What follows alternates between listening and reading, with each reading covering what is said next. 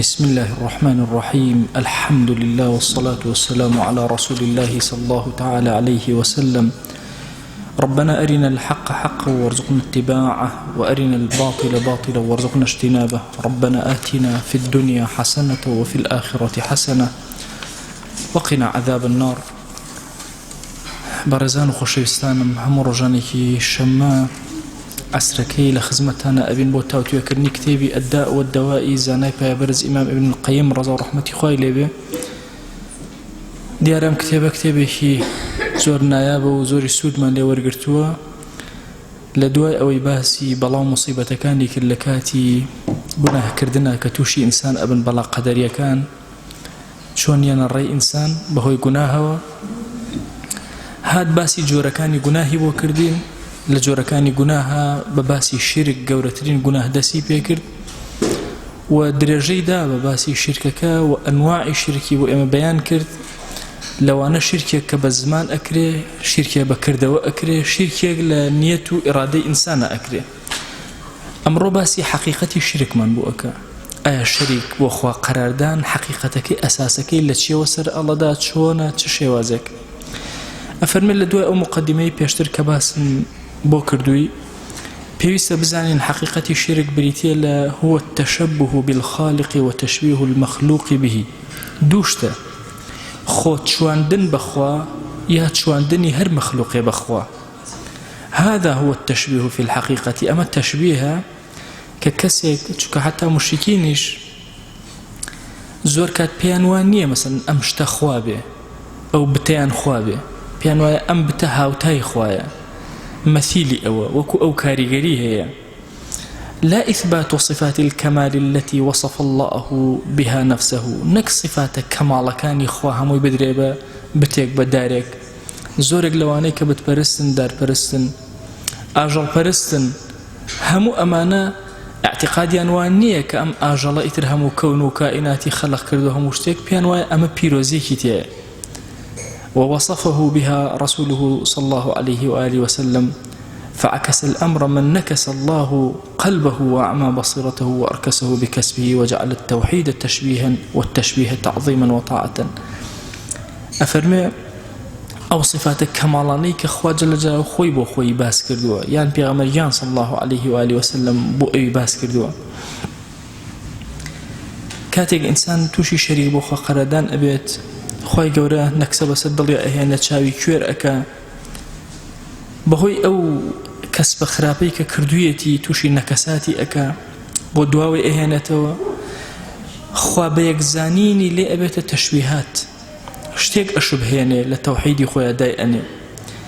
ئینجا بەهۆی ئەو تەشبیهەوە تەعزیمی شتێک ئەکا، تاعەتی ئەکا، گوێڕایەڵی ئەکا. دەی هەموو مشرکێک مشبه للمخلوق بالخالق في خصائص الإلهية. همو مشركيك أمايا لكومل تايبد من ديكاني خوا يكي لمخلوقكان أشبهين بخوا جل جلاله. طبعا خالق ومخلوق للنواني أنا زور الرقايك دور هيا، نوانيك زور قوره هيا. إنسان لنوان دوشتا يا أوتا خالقي حقيقي أبرستيا مخلوق. كمن أواني مخلوق أبرستن راستوخو بنا راستوخو أبرستن، كمن أواني راستوخو شون خوا جل جلاله بالربوبية وأسماء وصفات وألوهية هموشتك هموشتان بدن بتك زور كمن لمانا بلكو خصائص تايبد مدكاني خوا جل جلاله أدن بكسي كتر بشويني كتر. أفرمي فإن من خصائص الإلهية التفرد بملك الضر والنفع والعطاء والمنع. خصائص ألوهية أويا كإنسان خوابة تاكو تنها بزانيه كهر أو خاوني هر شي زر وخرابة، هر شي ناراحتية بسرت هر أو خاونيتي، هر شي نفع وشاكه هر أو خاونيتي، هر شي بخشنديه هر أو خاونيتي، هر شي لقرتنوه هر أو خاونيتي. طبعا مزور كات كباسي دام زراندني عقيدة إسلامية كين بيمان واي أجر بلين أم توحيدانا مثلا بيان زانين إثر ما عقيدة دام زراونا. والله إنسان دنك حبك أخوات بيواب النفع لحبكايا نقل الشفاء لا إخوة جل جلاله. أما الدوايا الشفاء لا إخوة جل جلاله. عقيدة طاني أجر بيواب أم حب الشفاء در شو ئەم حەبە تەنها دەوایەکە کە خوا ئەمری پێکردووەکو وەسیلەیەک بەکارهێنێ ئەگەنا شیفای حەقیقی لە دەستی خوایە جەلە جەلالوو. بۆیە زۆر کات ئەبینی لە ئەمڕۆیە خەڵکی موسڵمان زۆر بەرەو دواوە دێت، ڕۆژانە تەنگ و چەڵەمەی زیاترێتە ڕێی ئومەتی ئیسلامی ناکەوێتەوە سەر قاچەکانی. یەکێک لە هۆکارەکان ئەمەیە نەفع و ضەڕ. جاری وایە پێمان وایە لە غەیری خواوەیە، جاری وایە ئینسان تەنازول ئەکا بۆ مەسەلەی مەعاشێکی بەسیط، تەنازول ئەکا لەبەرەوەی کەسێ هەڕەشەی لێ ئەکە، نازانێ ئەم کەسە هیچ شتێکی دەسەڵات نییە. ئەگەر بڕیار بێ خوا جەلە جەلالوهو بەڵایەک بەسەر تۆیە بێنێ، ئەو بەڵایە بێ حکمت نییە، ئەبێ پێشی ڕازی بی، چونکە تۆ دەستی حەقیقی خوا جەلە جەلالوهو ئەبینی. بۆیە کەماڵی عەقیدە لە ئینسانی موسڵمانە، کەماڵی تەوحید و خوابێکزانین ئەوەیە کە لە هیچ شتێکە مڵکایەتی لە نەفع و ضەڕە لە غەیری خوا جەلە جەلالوهو نەبینێ، بەس ئەو لە هەر شتێکە نەفع و ضەڕی دایە دەستی غەیری خوا جەلە جەلالوهو جۆرێک لە جۆرەکانی شرک تووشە بی.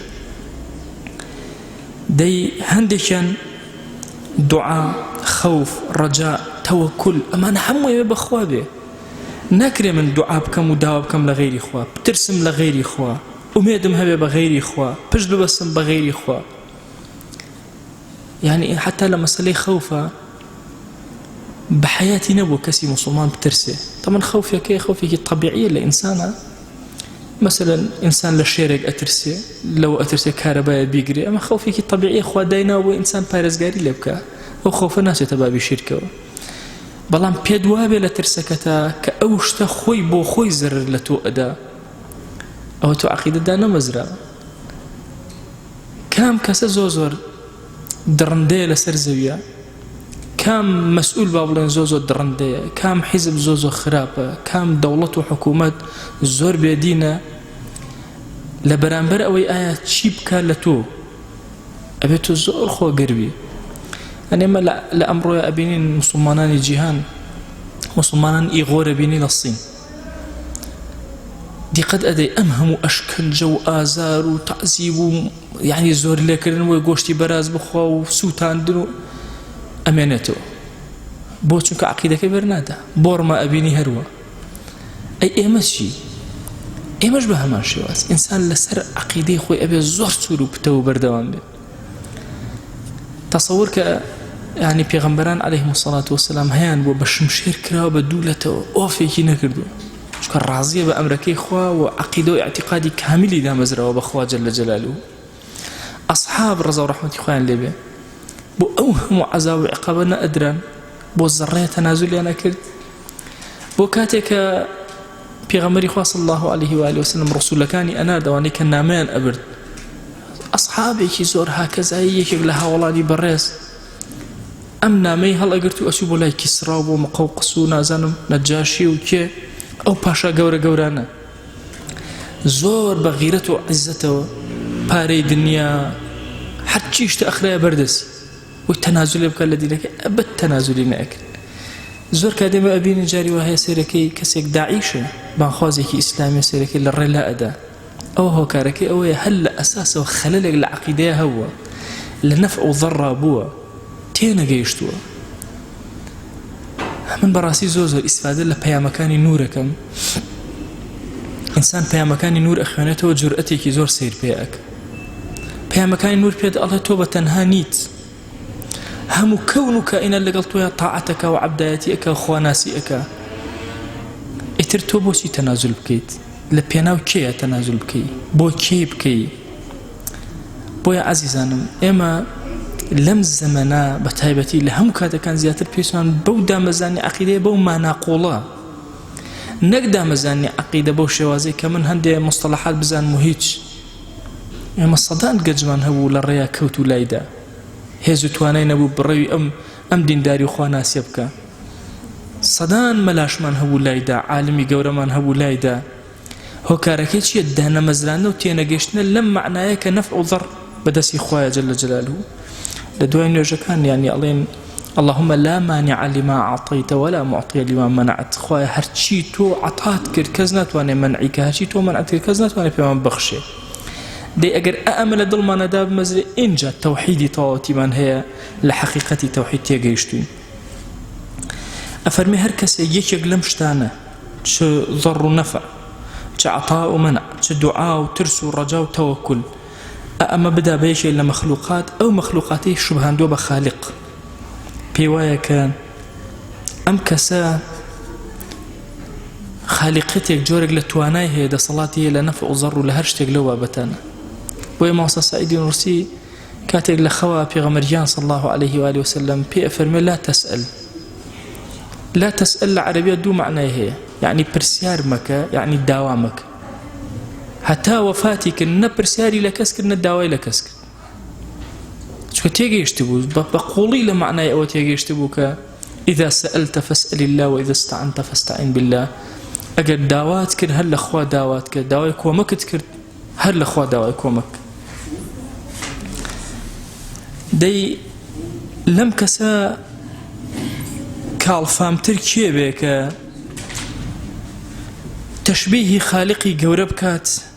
بيش لمخلوقاته وكخوي بو خوي السود ونزرق ناقين ولا موتا ولا حياة ولا نشورا نجيان نمردن نهستانا وهيجي بدزنية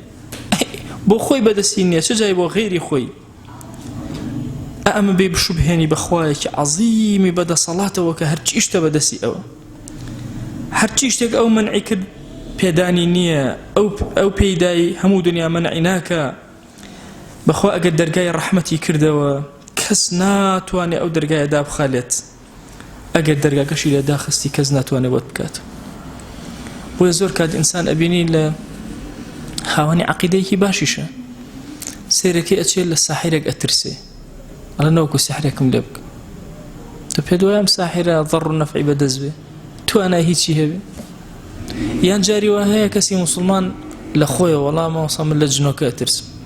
يعني تو بيدوا جنوك الضر النفع بدس خويتي يعني تو بيدوا أو كاريجري لسرتو إيش كاريجري كي لسرتو تو إيش بريز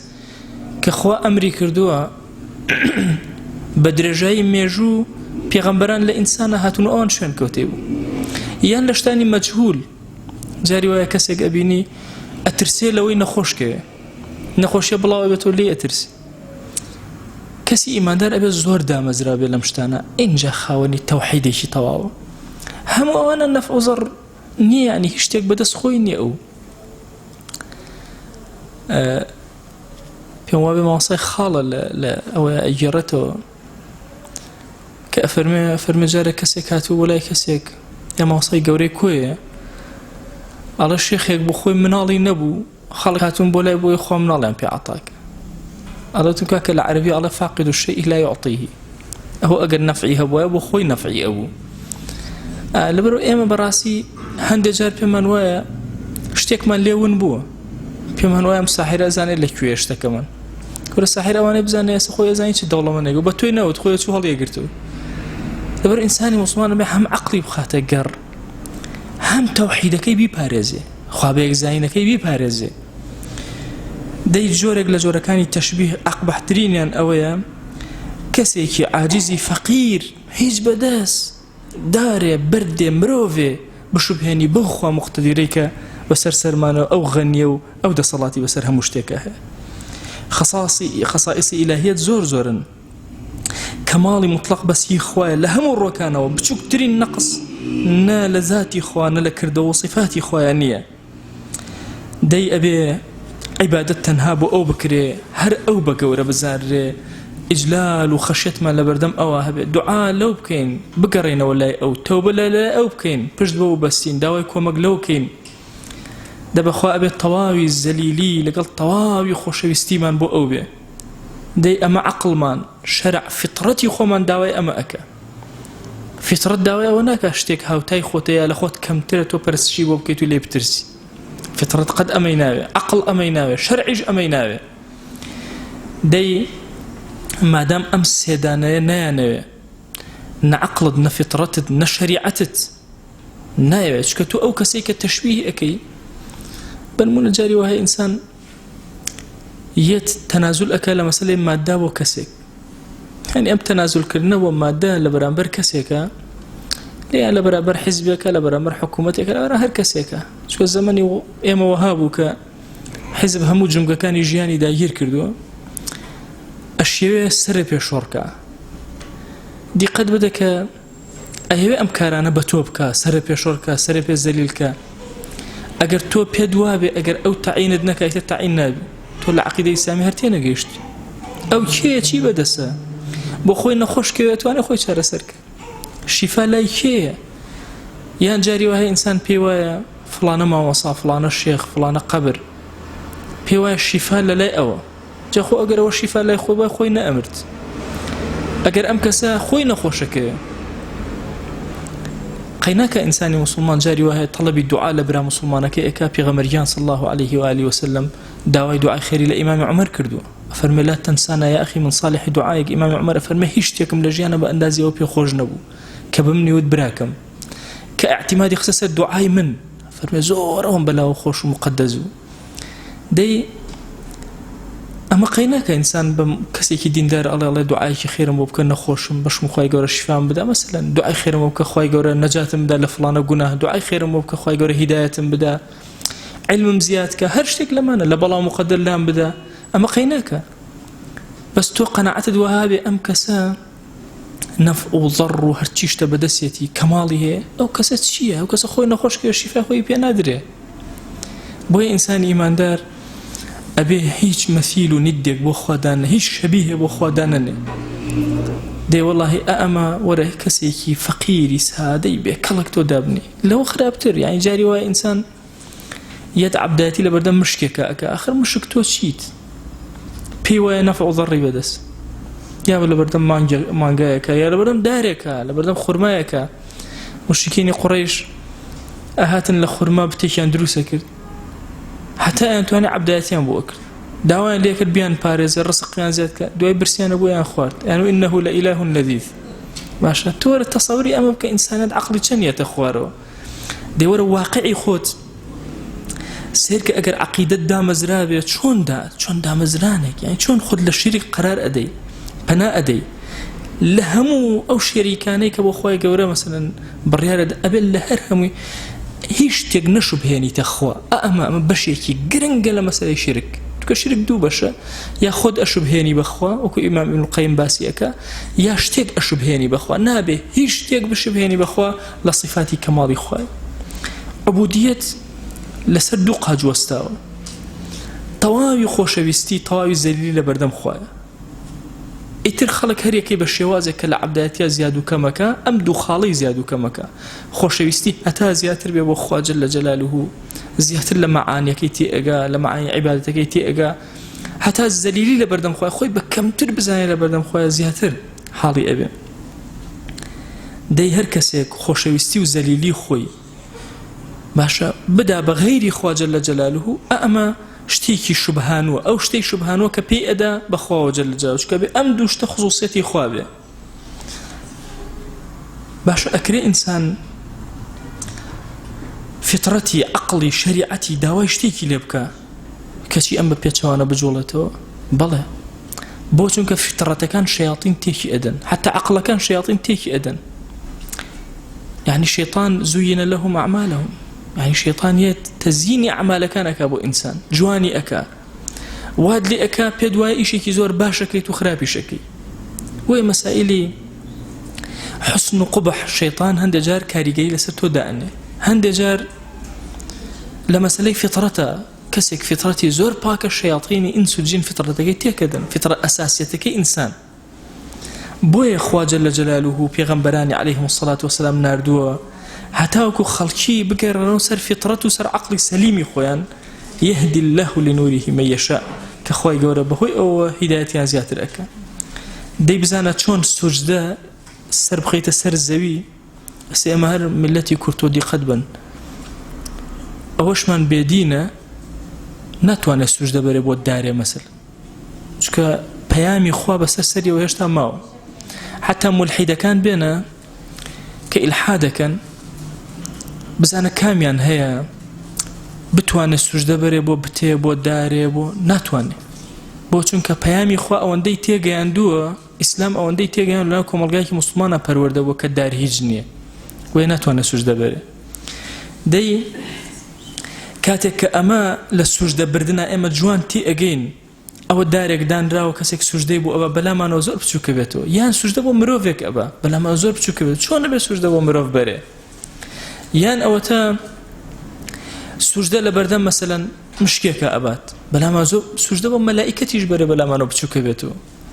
چونکە ئینسان زۆر گەورەیە سوژدە بۆ جنۆکە بەرێ بەلامانەوە بچووکتر ئەبێتەوە بۆ شەیطان بەرێ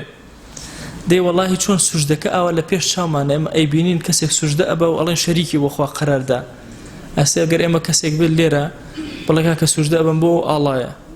باشە یەکسەر لە دڵی خۆماڵێ وەڵا کابرا مشریک بوو چۆن سوژدە ئەبێ سوژدە عیبادەتێکی خاصی خۆیە چۆن بۆ غەیری خوا ئەبرێ یا بڵێ سوژدە ئەبم بۆ فڵانە مەسئول یەکسەر ئەزانین کە کافر بووە کابرا خۆ کافر شاخۆی گوێی نییە ئەزانین کە لە عەقیدە و تەوحید لایدا دەوڵای ئەمە شتێکی مادیە بۆیە هە لە پێش چاومانە ئەم مەسەلەی سوژدەیە چۆنە مەسەلەی تەوەکولی شەرعەوەیە وەڵا کەسێک تەوەکول بە غەیری خوا بکە عینی وەکو ئەو کەسەوە سوژدەی بردوێ بۆ خوا جەل جەلالوه سوژدەی بردوێ بۆ غەیری خوا ئەو کەسەی تەوبە بکە لە بەردەم غەیری خوایە عینی هەمان شێوازە بۆیە ئەبێ ئینسان زۆر ئاگای لێ بێ ئەو شوبهاندنە ئەو تەعزیماتە نەکات بە وریایی تعاملی لەگەڵا بکە چونکە ئەمە عەبدایەتێکی کردووە شەریکێکی بۆ خوا قەرار داوە شەریکێکی عەمەلی ئەوی تریان شەریکێکی باشە معنەوی بۆ خوا قەرار داوە لە مەسەی تەوەکولەکە چونکە وتمان بەشێک لە شرک بریتە لە ئیرادەی ئینسان لە دڵی ئینسانە خۆ هەمووی لە کردەوەیان نییە بەشێکی لە زمانە بەشێکی لە کردەوە بەشێکی لە دڵایە تەوەکولەکە بەشی دڵە تەوبەکە بەشی دڵە سوێن خواردن بە غەیری خوا بەشی زمانە فمن حلف بغيره فقد شبهه به هذا في جانب التشبيه اگر کەسێک سوێن بە غەیری خوا جەل جەلالوه ئەخوا باشە تەشبیهی غەیری خوای کردووە لەو مەسئلە چونکە ئەگەر کەسێکە پێ تەعزیم نەبێ پێ گەورە نەبێ سوێنی پێ ناخۆی کابوو لەو بەشە تەعزیمە ئەو کەسە بەرز کردوێتەوە کە ئەنەما وەکو خوا جەل جەلالوه دادناوە ئەمە پێوتێ بەشی تەشبیه واتە شتێ بشوبهێنی بەخواوە جەل جەلالوه ئەی بەشی تەشەبوه خۆت بشوبهێنی بەخواوە ئەوەش بەشێکترە لە شیرک خۆ شیرک تەنها ئەم سوچە نییە بەشێکی ئینسانی وا هەیە یەک دەنکە شیرکی تەشبیهی نییە شیرکی تەشەبوهی هەیە دوو کەلیمە تەشبیه یعنی شتێ بشوبهێنی بەخوا تەشەبوه یعنی خۆت بچوێنی بەخوا ئەم دوو جۆرە شیرکە دەی سیر کە جاری وایە کەسێک لە تەشبیهە یەک زەڕە شیرکی نییە لە تەوەکولە لە چی هەموو شتێکە مەزبوط لە تەشەبوهە خەلەلی هەیە خۆی ئەشوبهێنێ بەخوا جەل جەلالوه چۆن ئەفەرمێ وأما من جانب التشبه به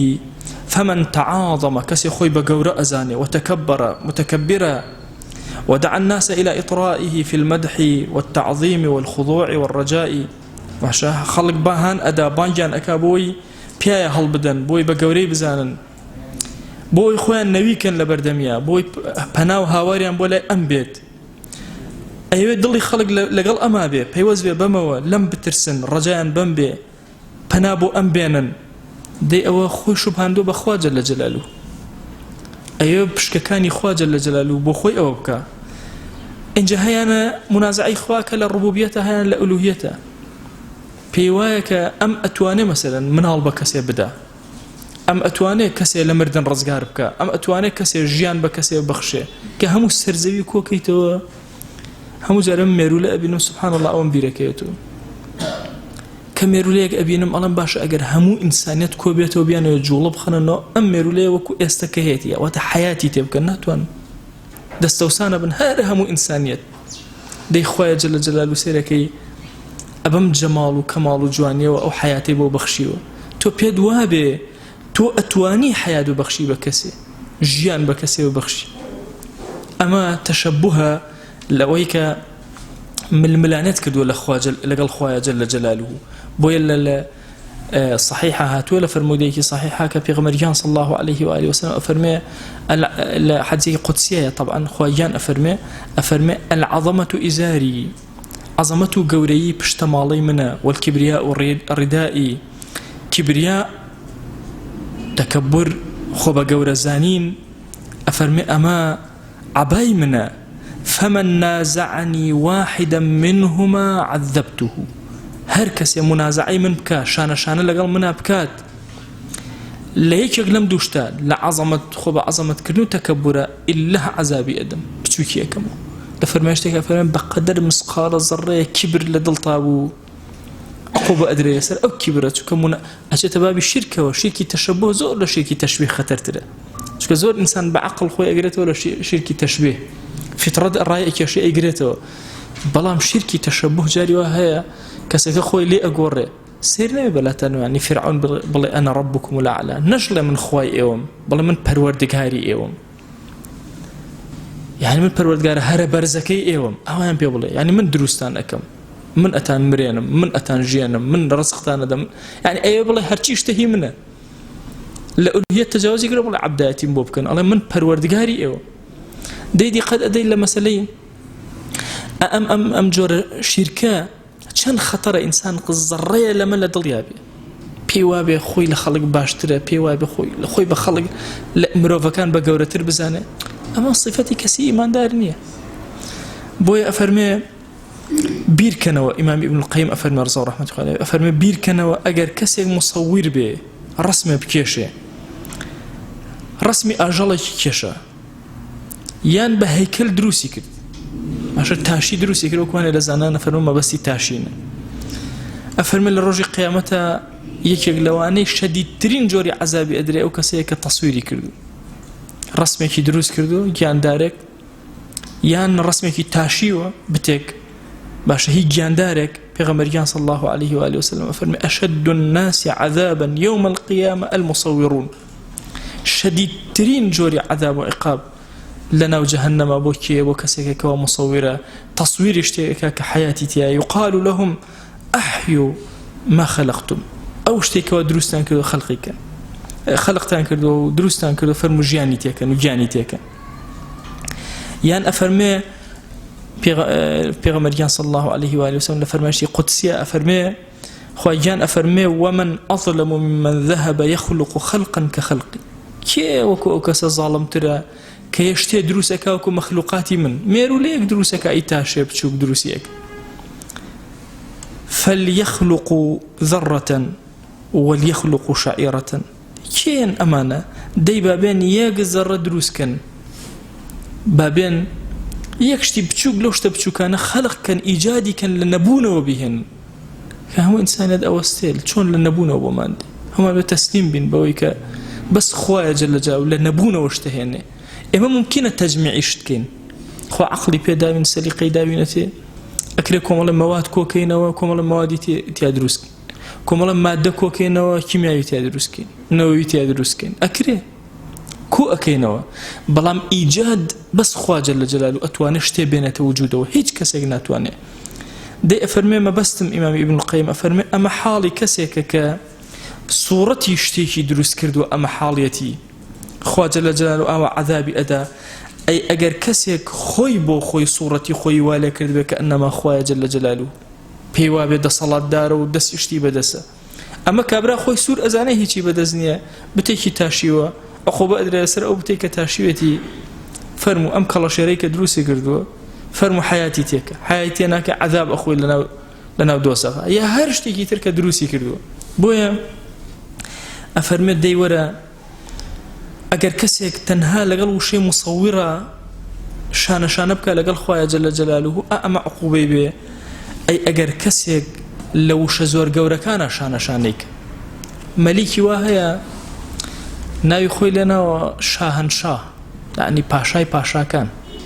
ملك الملوك ملكي كان أشا كأمدو شيء خاصي خوان جل جلاله أفرمي اشتهاتوا أفرمي ناو كان للاي خوا جل جلاله بيسترين جوري ناوك كسيك بخوي بلا شاهنشاه يا ملك الملوك يان لا ملك إلا لله ماشا أفرمي هيج ملكيني إلا هي خوانا به كشي كسيك بيت بيوا به خوي خواني ملك كان وخوي بملك الملوك دابن مليكي همو يان مالكي هاتشي ملك كان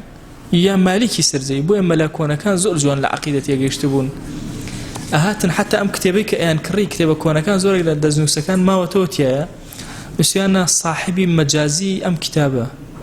صاحبي يعني خاوني مجازي أم كتابه فلان كسا يعني خاوني حقيقي هر خويا جل جلاله أو توضش يعني بخويا الروان بينيو ويا لمسائلي نفع ذرة خۆمان تەشەبوهکەین بەخواوە جەل جەلالوهو پێمان وابێ دەسەڵاتدارین لە شتێکە لە ڕیوایەتێکە هاتوو ئەفەرمێ خراپترین ناو لای خوا جەل جەلالوهو بریتە لە مەلیک الئەملاک یا مەلیک الملوک یا شاهەنشاه هەموو کەلیماتانە نەهیان لەسەر هاتووە لە فەرمایشتە و لە هەندێک ئەشعاری کوردیشە بەکار هاتووە بۆ پێغەمبەری خوا صلی الله علیه و آله وسلم کە غەڵەتێکە کە بەسەریانە تێپەڕیوە بۆیە ئەبێ ئێمە بزانین خاوەنی هەموو مڵکەکان خوایە جەل جەلالوهو خاوەنی هەموو ڕۆحەکان خوایە جەل جەلالوهو ئێمە چین و کێین هەردوو جۆری شیرک زۆر خەتەرە حقیقەتی تەوحید ئەوەیە تۆ نەتەشبیه بۆ خوا قەرار دابێ نەتەشەبوهت هەبێ بەخواوە جەل جەلالوهو خۆت زەلیل کە لە بەردەم خوایە محەبەت بۆ ئەو بنوێنە نابەزە لەو بەرزایی کە چوویتە ناوی وەرە خوارەوە هێمن بەرەو لەگەڵ خوایە جەل جەلالوهو ئێمە ئەگەر بمانەوێ ڕۆحی عەقیدەی ئیسلامی تێبگەن ڕۆحی عەقیدە نەک عەقیدە ممکنە عەقیدە زۆر کەسە بێ بیزانێ بەڵام ڕۆحی عەقیدەی ئیسلامی ئەم تەطبیقاتەیە ئەبێ ئەم ناخەت تەسلیم کردوێ بەخوا جەل جەلالوهو فەقیر بووی زەردەخەنەکە بەدەم فەقیریتەوە دەوڵەمەند بووی زەردەخەنەکە بەدەمیەوە مەیخرە ناو دڵتەوە نەخۆش بووی زەردەخەنەکە بەدەم نەخۆشیەکەتەوە بێحکمەت نییە ئەو کارە ئەگەر لە شساغ بووی زەردەخەنەکە بەدەم لە شتاغیەکەتەوە بێحکمەت نییە ژیان هەمووی پێویستی بەوەیە کە زەردەخەنە بەرامبەری بکەی بوەستی بەرامبەری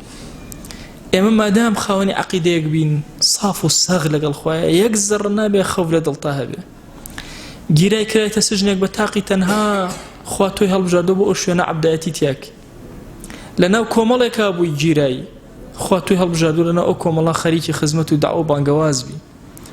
ئەمڕۆ تۆ لەم شارای خوا هەڵی بژاردووی کە لێرە بی و خزمەت کەی سبەی لە شارێکی تری هەڵی بژاردی بۆ ئەو شارەی تر بڕۆ لەوێ خزمەت کە ئەمڕۆ لەش ساغی بە لەشی ساغەوە خزمەت کە دینداری کە سبەی نەخۆشی بە نەخۆشیتەوە دینداری بکە ئەمڕۆ هەبووی دینداری بکە بە هەبوونەکەت سبەی نەبوویت بە نەبوونەکەت دینداری بکە بۆیە هەموو حیات و سوورەکانی ژیان ئەگەر لە عەقیدەی ئیسلامی تێگەیشتبی یەک زڕە لە خوا غافڵ نابی لەگەڵ ئەوە ئەژیت پەیوەندی لەگەڵ ئەوە ئەبێ ئەو ئەکەیتە قودوە و ئەساسی حیاتی خۆت تەنها چاود ئەو ئەبینێ هەموو ئەوە ئێکی لە پێناوی ئەوە ئەیکی ڕیا چەکەرە ناکات لە دڵتا خۆت ئەگریتەوە بیرەکەی تۆ ڕیا بۆ کێ بکەم کێ لە بەردەم فڵان کەسا بۆی فڵان کەس پێم بڵێ باشە فڵان کەس خۆی چییە تا بە من بڵێ باش خۆی کێ تا بە من بڵێ باش بۆی ئینسانی ئیماندار پێویستی بە تێگەیشتنە لە ڕۆحی عەقیدەی ئیسلامی ئێمە یەکێک لە خەلەلەکان لە ئوممەی ئیسلامیە کە ناکەوینەوە سەر قاچەکانی خۆمان ئەم خەلەلەیە سێرکەنە ئێستا ئەمڕۆ ئوممەی ئیسلامی لە چی کەمە وەرە هەموو جیهان بێنە بزانە بەقەدەر ئوممەی ئیسلامی دەوڵەمەندە نییە هەموو جیهان بێنە بزان لە عەسکەریەتە وەکو ئێمە وهایە نییە بزانە ئازایەتی کەسی موسڵمانی هەیە نیەتی لە هەموو شتێکە ئێمە لە پێشەوەین ئێوە تەسەوور نەکەن بڵێ وەڵا لە ئەلکترۆنیاتە لە دواون ڕۆ ئەو بەرنامانەی کە ئەفرۆشن بە دۆلی ئەوروپی کێ دروستیەکە هەمووی خەڵکی موسڵمانە بەس لە هیندا خەڵکی موسڵمان زانی چ بەرنامەیەک ئەفرۆشن بۆیە لە طبە لە هەرچی بوارە هەیە بڕۆ لە جیهانە هەرچی موسڵمانە جیای کەرەوە بزانە کی ئەمێنێتەوە ئێمە خاوەنی حەضارەتێکی زۆر گەورە ئەم حەضارەتە نامرێ ڕاستە نەخۆش کەوتووە ئەمڕۆ بەڵام پێویستی بە عەقیدەیەکی ساغە کە زیندوی کاتەوە عەقیدەیەک لە عیلم دەرچێت ببێتە عەمەل و کردەوە زۆر زانە هەبوون هەوڵیان داوە توانە کاکە عەقیدە خەلی تایە هەوڵ دێن عەقیدە چارەسەرکەن چارەسەر بین هەوڵیان داوە بە کتێب بنووسین بە عیلم زۆر شتیان باس کردووە بەڵام نەیانتوانیوە حەرەکە لە ناو خەڵکا دروستکەن وای عەقیدە بریتێ لە حەرەکەی ناو دڵی خەڵک وای جاری وا هەیە کەسێک ئەبینی گەنجێک ئەبینی هەموو شتێک ئەزانێ لەبارەی عەقیدەوە بە کاملی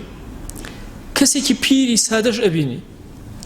یا کەسێکی خوێنەوارە بینی هەموو شتێک ئەزانێ کەسێکی نەخوێنەوارە بینی هیچ نازانێ سێرەکەی کاتێ مقدەرێک ئەقەومێ نەخوێنەوارەکە زۆر پشتی بەخوا قایمە خوێنەوارەکە کە هەموو عەقیدەش ئەزانێ هیچ پشتی بەخوا قایم نییە ئەوە هۆکارەکەیەوەیە ئەو لە ڕۆحی عەقیدە تێگەشتووە ئەم لە عیلمی عەقیدە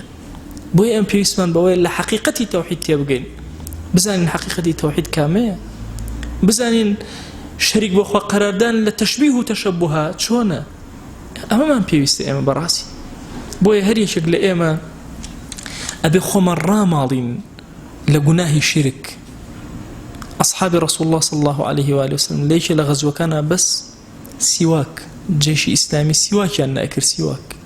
خۆ عقوبەیدان سەرخستنی دواخستن ئەی چ جای ئەوەی خەلەل لە عەقیدەمانە هەبێت چۆن دوا ناکەوێت نەسرەتمان ئێمە بەرەو 100 ساڵ ئەڕۆین 100 ساڵی تر لە 2023 100 ساڵ بەسەر ڕوخانی ئەم ئومەتە ڕوخانی خلافەی ئیسلامیە دێت ئیلا ئەبێت تەغەیورێ دروست بێت لە عالەمە کێ دەستی هەیە لەو تەغییر و تەغەیوراکە دروستە بێت دەی پێویستمان بە خەڵکی عەقیدە پاکە کە تێبگا ئەم ڕۆحی شەریعەتە وەری گرت بێ هەزمی کرد بێ بۆ ئەو ڕۆژێک کە هەڵ ئەسێتەوە کاری گەورە گەورە جێبەجێکە کە ئەتوانێت خزمەتی دینەکەی بکە ئێمەمانەوێت لە کاتی هەموو سوورەکانی ژیانمانە چاومان لەسەرەوە بێ چاومان نەوی نەکەین بۆ خوارەوە پشتمان بەو قایم بێ قەت نەزەریەکی خراپت نەبێ لە ژیانە هەموو ئەوەی بەسەر تا دێ هەموو خەیر و بەرەکەت جارێک چوومە لای پیاوێکی زۆر ساڵح قاچی شکا بوو زۆر پێکەنی زۆر سەبوری و ئەمیز دڵنەوایی کەم وتی بڕواکە ئەم قاچشکانم بۆ من زۆر گەورە زۆرم پێویست پێ بوو خۆ پێویستی چی و بە قاچشکانم یەکەم لە ماڵ ناسمە دەرەوە دووەم ئێشم هەیە ناخەوم زیکرم هەیە عیباداتی خۆم هەیە زۆر شتە بوو لە گەنجیەوە فەرامۆشم کردو سەر لە نوێ دەستم پێ کردوتەوە بەم پیری ئێستا حەزم ئەکرد زۆر زووتر قاچم بشکایە حەجێکم چاک نەبێت و ئەم حاڵم لێ تێک نەچێکە تێیە بۆ چونکە ئەزانێت چی ئەکە ئەزانێت کاری خۆی کامەیە ئیشی خۆی دۆزیوەتەوە بۆیە عەزیزانم هەر یەکێک لە ئێمە ئەم تێگەیشتنەمان پێویستە لە عەقیدەی ئیسلامی ئەم قوڵبوونەوەمان ئەوێت لە تەوحید و خوابەیەکزانی ئەگەرنا هەرچی علمی دنیاە هی ئێمە بە هیچ سوودێکی نییە زۆر عالممان بوون هەمووی لە دەست دەرچوو هۆکاری ئەو بوو ئەم ڕۆحی حەقیقەتی دینداریەت تێ نەگەیشت بۆ تۆزێ پارە تەنازول کرا بۆ تۆزێ سوڵتە تەنازول کرا بۆ تۆزێ بۆ ئەوی بپارێزرێ و نەکوژرێتە لە کە ئەنەما کوژان بەدەست ئەمانەیە باشە تەنازول کرا بۆ ئەی کەسی موسڵمانە بێت زۆر ڕەفیعتر بێت لەوانە کاتێکە عەقیدەی ئیسلامی دائەمەزرێ خوای گیان داوا لێ ئەکەن بە ناوی جوان و وەصیفەتی بەرزە بە ئیسمی عەظەمەت خوای دەرگاکانی خێر بەسەرمانە بکەرەوە یا رب العالمین خواناسی لە دڵمانە بچەسبێنە یا ئەکرەم الئەکرەمین خوای گیان ئەو کەسەی سپاردە زایە ناکەی و ئیمانی خۆمان سپاردەی تۆ کرد عەقیدەی خۆمان سپاردەی تۆ کرد تەوحیدی خۆمان سپاردەی تۆ کرد یا ئەکرەم الئەکرەمین یا ربی خوایە لە هەموو گوناهەکانمان ببوورە عیبەکانمان بشارەوە یا ئەکرەم الئەکرەمین یا ربی خوایە لە گوناهی دایک و باوکمان ببوورە لە گوناهی برا و خوشەکانمان ببوورە ڕەحمەت و بەزەی خۆت بەسەرمانە ببارێنە لە گوناهی دراوسەکانمان ببوورە خوای گیان لە گوناهی ماڵ و مناڵ و خێزانمان ببوورە تو گەورەی خۆت لە گوناهی گەنجی ئەم شارەمان ببوورە لە گوناهی گەنجی ئومەتی پێغەمبەری خوا صلی الله علیه و آله وسلم ببوورە یا ربی خوایە لە گوناهی ئەم ئومەتە ببوورە لە گوناهی مردوەکانمان ببوورە تو گەورەی خۆت خوایە داوا لێ ئەکەن بە ناوی جوانە بە صیفەتی بەرزە بە ئیسمی عەظەمەت هیدایەت لە ناومانە زیاد کە یا ربی خوایە دڵەکان لە نێوان پەنجەکانی تویان یا ئیلاهی دڵمان بخەرە سەر تاعەت و خواناسی یەکمان خە نەسرەتمان پێ عەتاکە یا ئەکرەم الئەکرەمین خوای گیان سڵاوی ئێمە بگەێنە پێغەمبەریان صلی الله عليه و آله وسلم یەکێک ناومان لە خزمەتیا بێنە یا ئەکرەم الئەکرەمین یا ربی خوایە داوا لێ ئەکەن بە ناوی جوانت بە صیفەتی بەرزە بە ئیسمی عەظەمەت بەخشندەی و کەڕەمی خۆت بەسەرمانە ببارێنە خوایە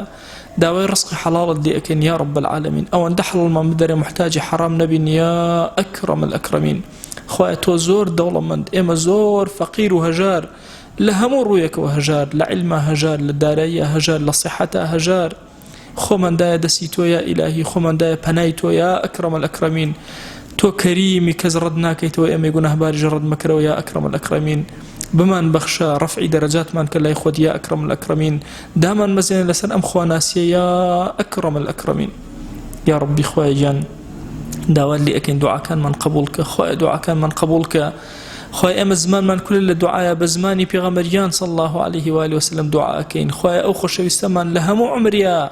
هەر چاکەیەکی داوا لێ کردووی ئێمەش داوا لێ ئەکەین و پێمان عەتاکە هەر خراپەیەکی پەنا پێگرتووی خوای ئێمەش پەنات پێگرین و پەنامان بدە